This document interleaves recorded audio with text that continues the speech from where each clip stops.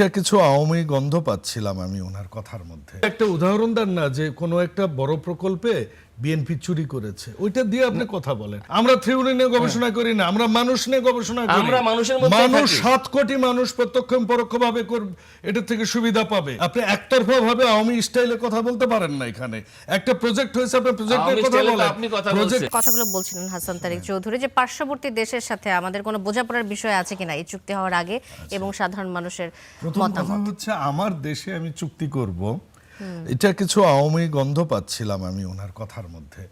আমার দেশে আমি কাজ করব, ভারতের সাথে আমি আমি গন্ধ তো ট্যাগিং হয়ে গেল। আপনি করছেন তো তাই না না, আমি বিএনপি কে আওয়ামী লীগের সাথে মিলিয়ে ফেলেছি। না না, এখানে তো ভারতে একটা উদাহরণ দেন না যে কোনো একটা বড় প্রকল্পে বিএনপি চুরি করেছে, ওইটা দিয়ে আপনি কথা বলেন না। তাইলে তো আমার টিআইবি রিপোর্ট নিয়ে বসতে হবে এখন। হ্যাঁ, তো নিয়ে আসেন, ডিটেইল রিপোর্ট আছে, সেটা তো আরেকটা অনুষ্ঠান লাগবে। আরেকটা অনুষ্ঠান লাগবে, সেটা চাইলে করা যাবে। গবেষণা করেন রে ভাই, আমরা থিওরি নিয়ে গবেষণা করি না, আমরা মানুষ নিয়ে গবেষণা করি। আমরা মানুষের মধ্যে মানুষ থাকি। 7 কোটি মানুষ প্রত্যক্ষ পরোক্ষভাবে এটা থেকে সুবিধা পাবে।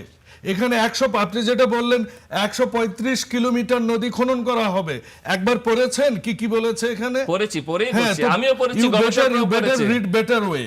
আপনি একতরফা ভাবে আওয়ামী স্টাইলে কথা বলতে পারেন না। এখানে একটা প্রজেক্ট হয়েছে, আপনি প্রজেক্টের কথা বলেন। প্রজেক্টটাতে কি কি সুবিধা আসবে সেটা আপনি বলেন। প্রজেক্টটা কি নিয়েছে আপনার? যে প্রজেক্টটাতে প্রথম এবং প্রধান হচ্ছে কৃষককে পানি সাপ্লাই দেওয়া। মানে ভারতের সাথে কথা বলার কি আছে? আমার নদীতে পানি থাকে না কেন আপনি জানেন? আপনি কতটুকু পদ্মা পানিটা আসবে কোত্থেকে? পদ্মা মানে গঙ্গা। হ্যাঁ, গঙ্গার পানিটা কোত্থেকে আসে? উজান থেকে পানিটা আসে। যেখান থেকে আসে পানি সেখান থেকেই আসবে। উইদাউট কন্ট্রাক্ট, উইদাউট চুক্তি। আপনি যদি চুক্তি নবায়ন না হয়, পানি কোত্থেকে আসবে? তো আপনাকে কি বলেছে যে গঙ্গার চুক্তি আর জীবনে নবায়ন হবে না?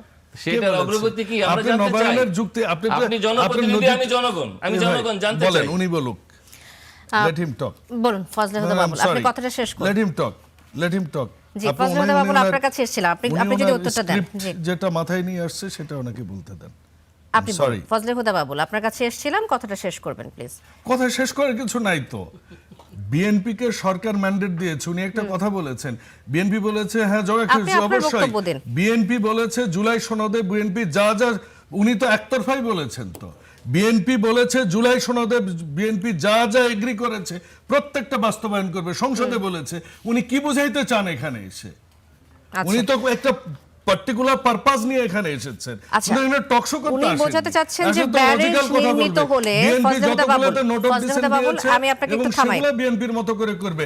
এটা জগখিচুড়ি না হলে আপনি 3টা পয়েন্ট একটা দিলেন ভোটের ব্যালট পেপারে, ঘতে এসে বললেন উপরের কোনোটাই না। ফজলে হুদা বাবুল, এই ব্যারেজ নির্মিত হলে বাংলাদেশের ভেতরে রাজশাহী থেকে পাংশা পর্যন্ত 145 কিলোমিটার এলাকায় যে ফারাক্কার মতো স্থায়ী বন্যা এবং নদী ভাঙন দেখা দিতে পারে। দেশের ভেতরে আরেকটা ফারাক্কা বিপর্যয় তৈরির ঝুঁকি আপনি দেখেন কিনা, এই প্রশ্নটাই আচ্ছা, সেই ঝুঁকি থাকতে পারে কি না পারে সেটা অন্য রিপোর্ট। এটার উদ্দেশ্যটা নিয়ে উনি প্রশ্ন তুলেছেন, আমি সে জায়গায় এসেছি। এটার সম্পূর্ণ এখান থেকে আমরা বিদ্যুৎ উৎপাদন করব, কিন্তু সেই প্রকল্প এই প্রকল্পের সাথে আছে। কিন্তু এটা কি উনি বলেছেন একবারও? হ্যাঁ, জলবিদ্যুৎ আমরা করব।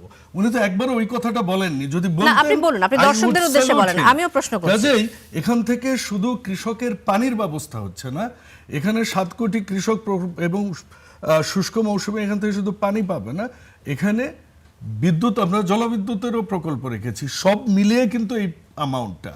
তো কাজেই উনি যেটা বলছেন যে ফারাক্কা চুক্তি, আরে ভাই আমি আমার এখানে কি করব? আমি ভারতের সাথে কেন চুক্তি করব?